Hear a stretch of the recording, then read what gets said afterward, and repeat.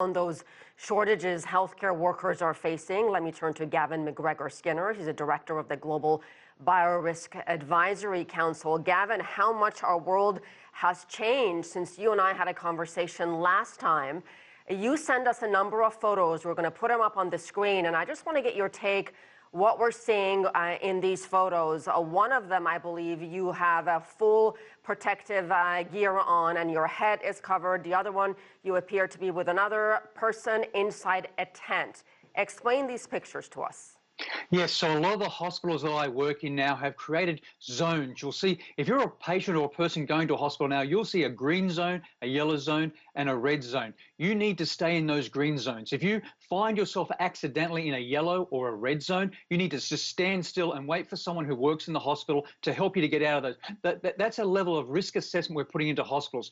But I want to emphasize that for any frontline worker, hospital, firemen, police, even cleaning staff, we are training all the time, and we're taking this from our first principles. How do we stop infection occurring? Stay away from people that may have the infection that are sick, but also protect your eyes, your nose, and your mouth whenever we're working on the front lines in hospitals or we're dealing with the general public on a day-to-day basis.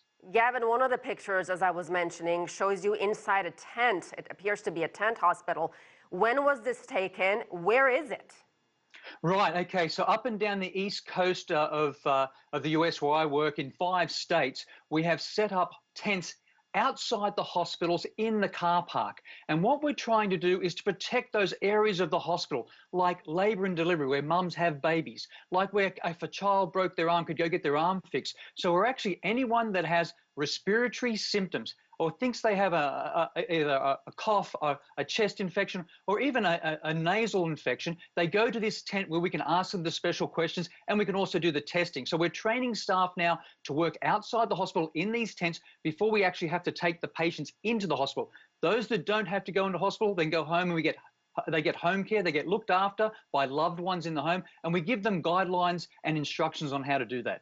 And in the visits you've made, is it your sense that they have the equipment they need? They have the face mask, they have the gloves, they have the personal protective equipment?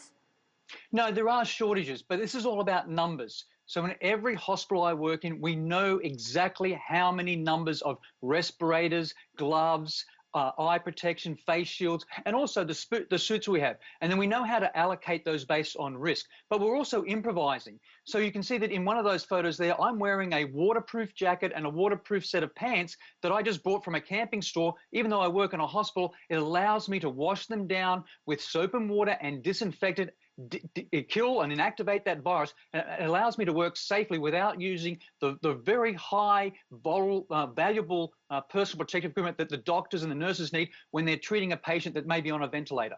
And Gavin, what is the biggest need and shortage right now?